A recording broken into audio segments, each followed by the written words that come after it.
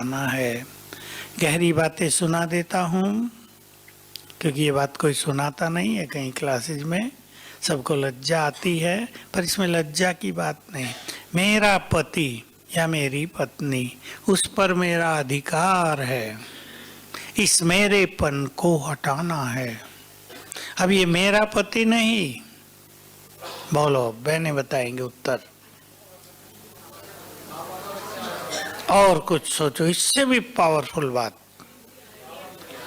जैसे बाबा ने भाइयों को बहुत अच्छी बात कही थी, मैं वो सुना देता हूँ। इसी हॉल में कही है, मुझे याद है अब तक, कि अगर तुम्हारी दृष्टि दूसरों को देखकर, टीचर के लिए बोला था, टीचर्स को देखकर बुरी होती है तो तुम समझ लो तुम मंदिर में गए हो, और इस देवी को देखकर तुम्हारी दृष्टि खराब होती है तो तुम अपने को महापापी कहोगे ना। जहां जाकर दृष्टि वृत्ति शुद्ध हो जाती है तो एक दूसरे को इस देव देवी के रूप में देखेंगे।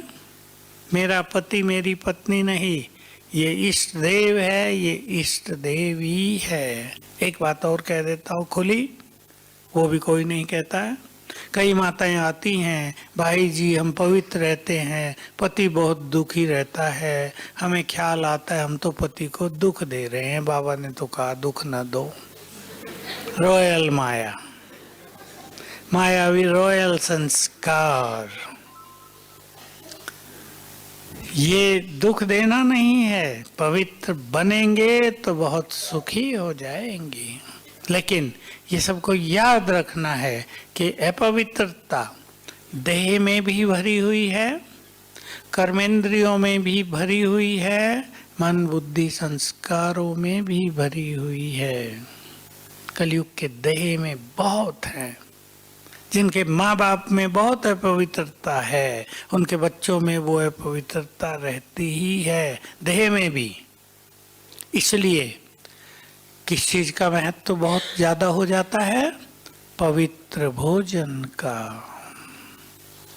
इसलिए जिसको अपनी पवित्रता को यानी देह को भी शुद्ध करना है, ताकि देह में रहने वाली आत्मा ऐसा महसूस करे मैं पवित्र मंदिर में निवास करती हूँ, तो भोजन बिल्कुल शुद्ध बनाए। कैसे किसे कहते हैं शुद्ध भोजन? लहसुन प्याज ना खाना या कुछ और? लहसुन प्याज के बिना तो वैष्णव ढाबों पे मिल जाते हैं, जैन फूड भी लहसुन प्याज के बिना होता है। कैसा भोजन?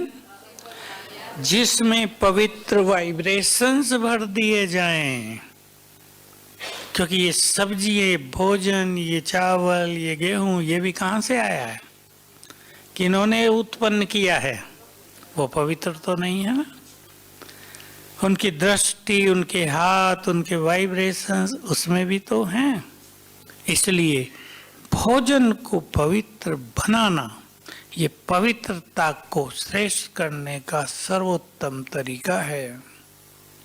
बाबा ने कभी एक संदेश में कहा था, मुझे तब से ये बात याद रही, बात बहुत पुरानी है, 55 ईयर्स बैक, 55 साल पहले कहा था कि अगर तुम पवित्र भोजन बनाओ और खाओ, याद में बनाओ और याद में खाओ, तो आत्मा 50% पावन तो भोजन से बन जाएगी। क्योंकि मन पर उसका इफेक्ट होगा, जैसा अन्न वैसा मन, शरीर उससे शुद्ध होगा, कर्मेंद्रियां शीतल होंगी। तो बाबा ने 2 बात कहते थे, कलयुग में मनुष्यों के अंग अंग से बदबू आ रही है विकारों की, और देवताओं के अंग अंग सुगंधित होते हैं।